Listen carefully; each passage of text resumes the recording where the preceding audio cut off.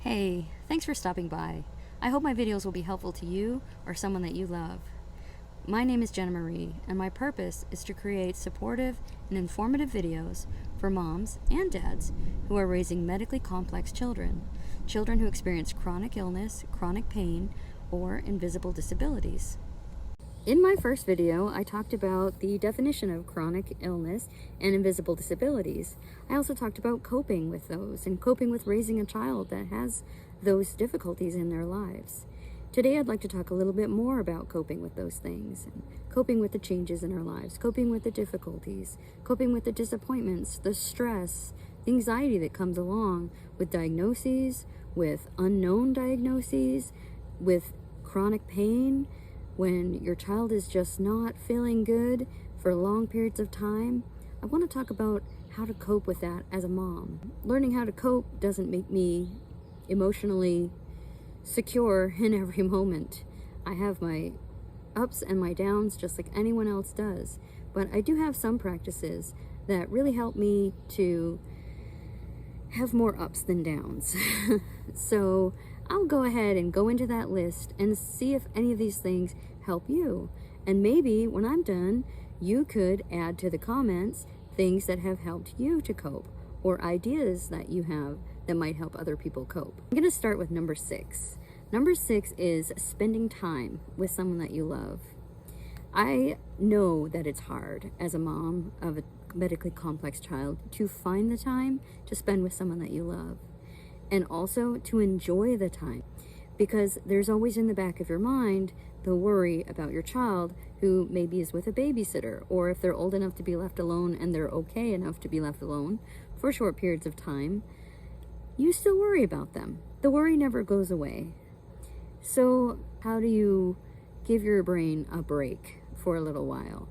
Well, number 6 is a great one. I love spending time with my husband. He's a fun person to be with. He makes everything fun. He makes all the magic happen. He makes me laugh.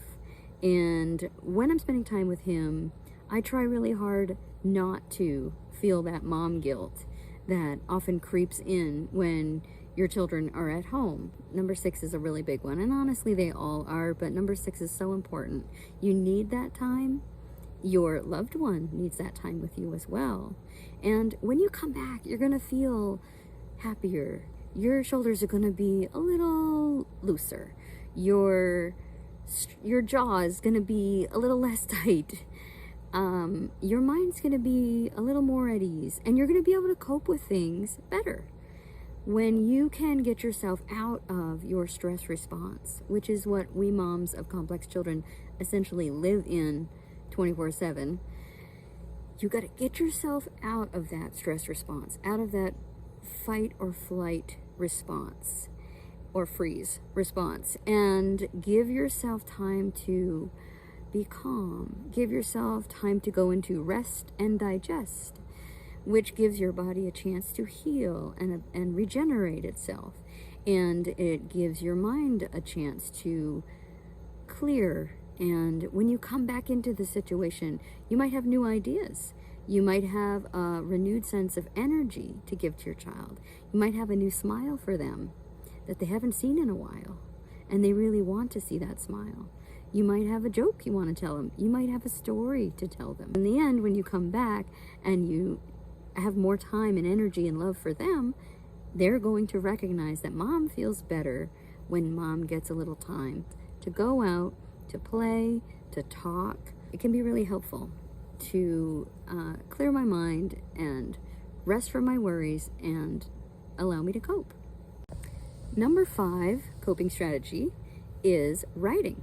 I've always enjoyed writing, and I find it very relaxing, and I find it really helpful to be able to express my thoughts, my fears, my worries, my concerns, or even just to be creative. I can create a story. I can create a poem. Another method might be to write down all your fears and burn them.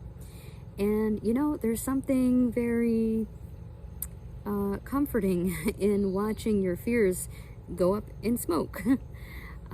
So yeah, writing is another coping strategy that I would suggest. Okay, number 4 coping strategy for me is gardening.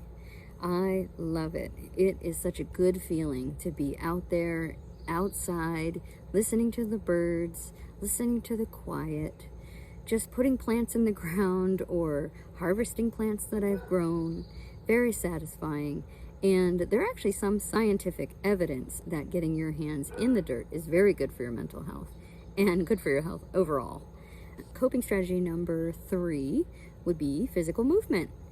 Things like taking long walks or short walks, if that's what you can fit in, stretching, maybe you could lift weights, maybe you like to go out in a kayak. That's something I really enjoy. One of my favorite things to do is go snorkeling, swimming. There are so many different activities you can do that are physical, and being physical is going to make you feel better. It just is. It just does. And you're gonna you might be tired when you come back, but it's gonna be that good happy tired that you feel when you've worked your body a little bit and you have that satisfaction and you've got some fresh air. You know, for me, being out in nature is just huge. So being out in nature and being physical is definitely a plus. Coping strategy number 2 is meditation. Now, I know that can be hard. It's really hard to quiet your mind when you're worried or stressed, or maybe you have more than one child and maybe you're a stay-at-home mom and your kids are all over the place. Just taking a few moments to yourself, even if it's in your closet with the door locked or your bathroom with the door locked, playing a little bit of soft music, closing your eyes and just taking a few deep breaths is better than nothing at all. Maybe when your spouse comes home, they could watch the children for a little while you find a quiet space and you sit and you breathe and you quiet your mind by listening to soft, soothing music.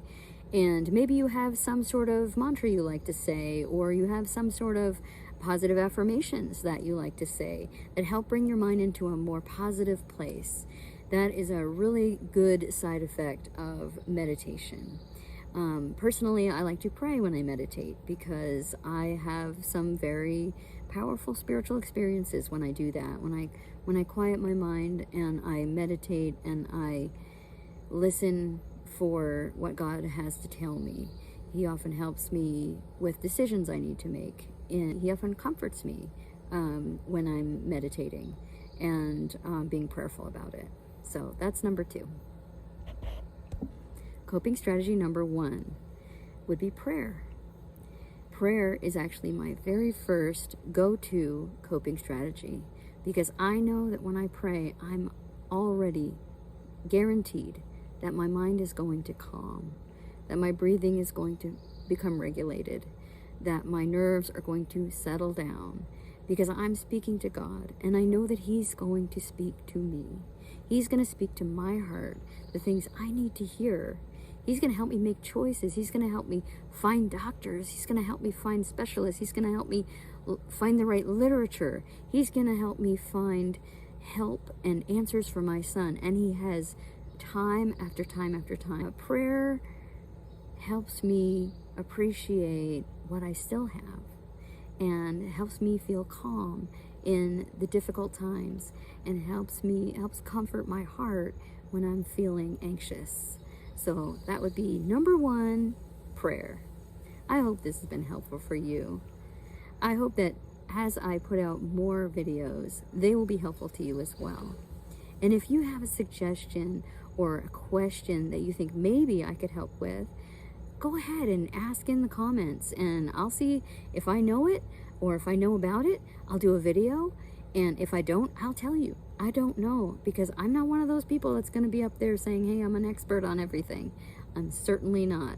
And I want you to know that nothing I say is a medical opinion. It is simply my opinion or my advice based on my own experience as a mom with a child who experiences chronic pain and invisible disabilities. So I hope this helps you, and I hope you have a wonderful day. Bye.